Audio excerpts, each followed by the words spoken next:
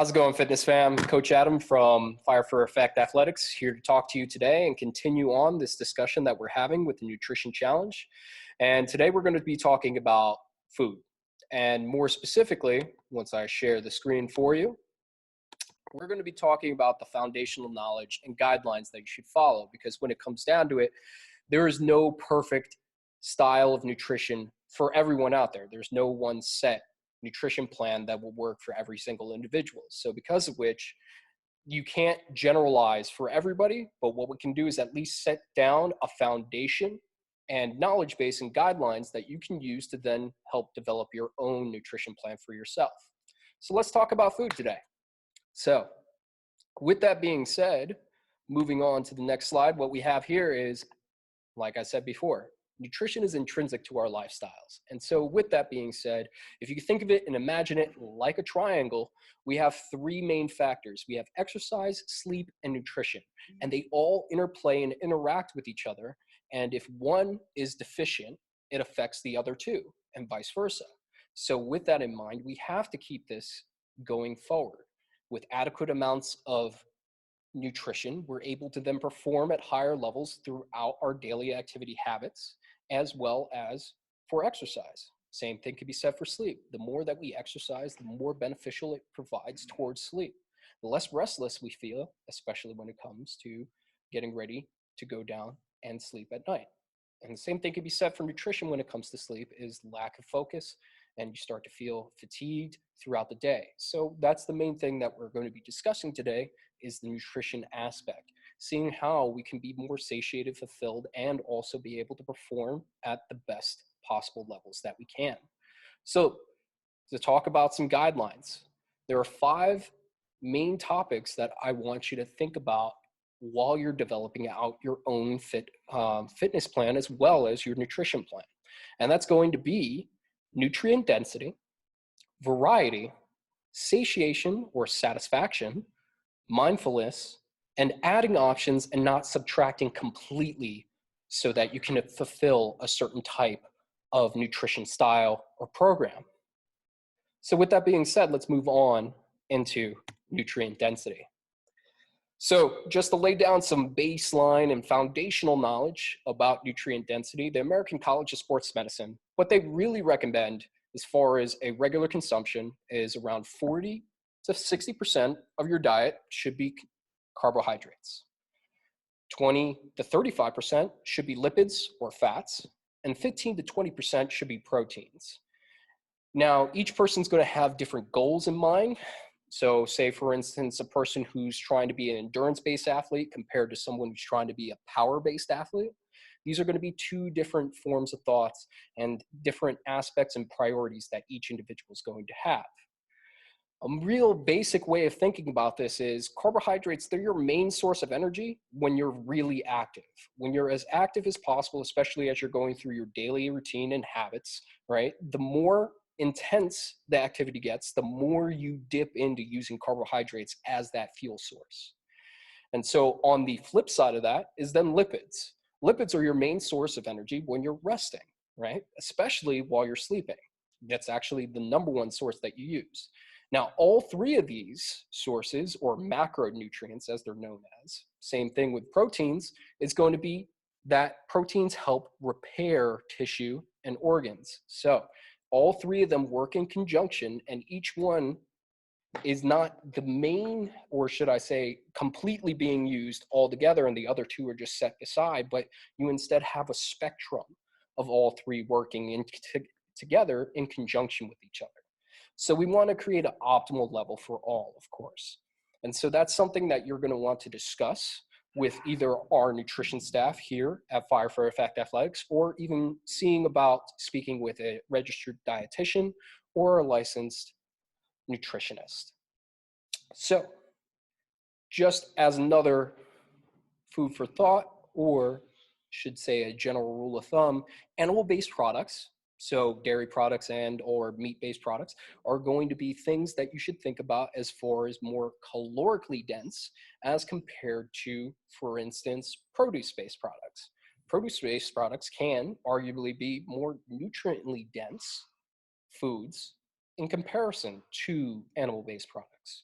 but it really depends on what we're trying to consume mainly throughout our diet. So nutrient density should be one of those things that you just think of as just where am I getting my energy from and how much do I need to sustain my daily habits and requirements, right? And so how you prepare that food as well is going to dictate that dietary intake as well. So baking versus frying, these are all things that you need to consider.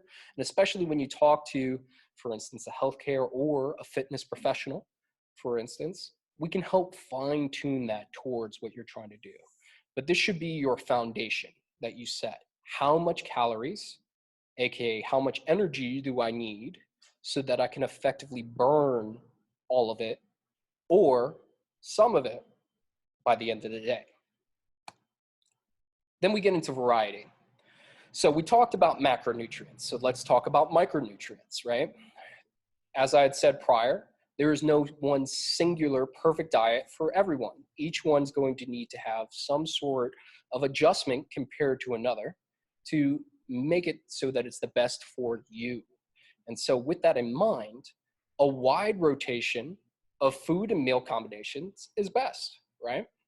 This allows your body to receive a diverse range of micronutrients, i.e. vitamins, minerals, and also non-consumables, or you could think of, for instance, fiber.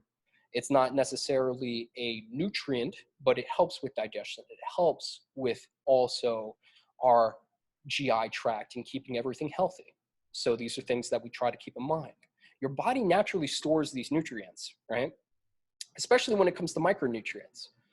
So don't think of it like you need to just cram in as much and different and diverse types of foods in one singular day, because when it comes down to it, it can be impossible at times. And so we also have to think of it in this way. Your body stores these types of nutrients and allows you to then be able to use it throughout, for instance, a given week. So it's insanely smart. And just keeping that in mind, it's another reason why you don't see a lot of people in the ER just there because of malnutrition in the aspect because they are not eating a well and diverse dietary plan. So just keep that in mind, that you do not have to really focus too much on, oh, I need to get in as many of these different food groups as much as possible in a single day. It's understandable, or even a single meal. So one way that a lot of individuals like to address this type of issue is through meal prepping. So one thing that I do recommend when it comes to meal prepping is, yet again, especially if we're talking about variety, is that we don't want to get stagnant. And so what I recommend as far as that's going to be concerned is going to be an aim for around 2 to 4 days worth if you're going to prep, all right? One, this allows it not to get stagnant. And then two, it allows you to then switch it up after those 2 to 4 days with a different rotation of meals and giving you a wide variety, which then also gives you a diverse range of those micronutrients, as well as still fulfilling your macronutrient or your baseline foundational need of calories throughout your day. Within those 2 to 4 days, I would recommend a rotation of around 2 to 3 different types of meals. One, this makes it really easy for you to be able to say, okay, I have my breakfast, lunch, and dinner planned out for these next few days. I'm going to consume that. And then once I'm done, I'm going to switch it up with 2 to 3 different meals for the next 2 to 4 days. By doing this, you can also experiment around, try different combinations, and find out what really works best for you, right? Because when it comes down to it, we're trying to make sustainable lifestyle changes here. And with that being said, the only way we're going to do that is by making sure that we incorporate different types of foods into our diet so that we can see, hey, I've never tried, for instance, yuca. All of a sudden, I start to incorporate that into my diet, and I find out, hey, yuca really goes well with this types of foods, or these types of meats, or say, for instance, these types of vegetables. Great. Now I have a new recipe that I can use and vary it out so that I don't find myself getting into a rut. So with variety, then you can start talking about satisfaction or satiation. What's going to make us feel more filled throughout the day is going to be just as important as the nutrition that's involved with these types of foods. And so how we can do this is we can accomplish this by balancing out the animal-based as well as the produce-based consumption that we get throughout our meals. And then we can also supplement these meals with snacks, the consuming of nuts, seeds, fruits, and veggies. These are also things that we also have to keep in mind, especially when it comes to general guidelines, when it comes to that 5 to 8 servings of veggies or 5 to 7 servings of fruit. How are we going to get that, especially when it comes to 3 different meals? Let's spread it out into snacks. Find ways so that we can maintain our satiation, we can fulfill our caloric need, and we can be able to stay more full throughout the day. And our main goal throughout this is so that we reduce our cravings, and this isn't going to stray us off and start having irregular eating habits, especially when it comes down to it. Sometimes, as we're about to discuss in our next point, we start to do mindless eating, and that's what we're really trying to avoid. So with that being said, let's talk about mindfulness and how you eat and how you set that time aside for you to be able to consume your food is going to be very important towards moving toward a more satiating and fulfilling dietary plan. So taking time to consciously consume your meals is not only going to be able to help you become more aware of what your body's satiation cues are when you feel full, it's also going to be able to mentally aid in being able to feel full for longer throughout your day. And that's something that we really want to keep in mind. So put down the phone. I know it's really hard, but put down the phone, set some time aside. So 15 to 20 minutes to eat your meal.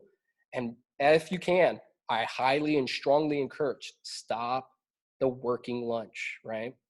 That's especially because we're such a digitally based society now, and especially with COVID going on right now, we find ourselves doing more digitally based work requirements for many of us, especially our essential personnel. Thank you. In this aspect, that sometimes we see ourselves not only having a video conference, but chowing down. And next thing we know, wow, I just ate that entire bowl of chips, or I ate, for instance, my entire meal. I feel nothing. I don't feel full. I don't know if I'm still hungry. I just feel nothing. And that's another thing that we're really trying to avoid. So be cognizant, be present when you're eating. And the last point that we really want to talk about is adding options and not subtracting completely, right? We really have to think of it in the aspect that healthier food options should be enjoyable, right? And we don't want to consider it anywhere near a punishment. So by doing so, we want to be able to incorporate these in so that we're not going completely cold turkey. Because giving up certain types of foods completely can be harder than giving up certain types of addictive substances for some individuals.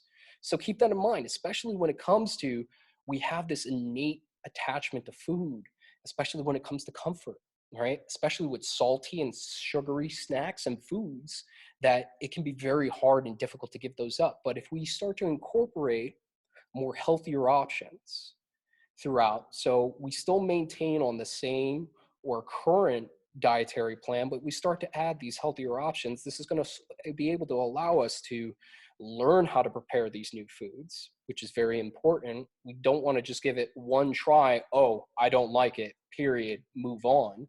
But also think of it in the aspect that we're trying to wean ourselves off of our less healthier options. By doing so, yet again, it's going to create a more sustainable lifestyle change. This is something that's going to take time, and we want to make incremental adjustments over time so that this lasts a lifetime. So please keep all these things in mind when you're developing out your own meal plan. And if you have any questions, comments, concerns on either nutrition or fitness-based questions, please reach out to us either by Facebook, Instagram, or our website, Fire for Effect Athletics, and let's get some fit, fam. Thank you so much for coming out, watching this video, and at all times, stay fit. Keep it up.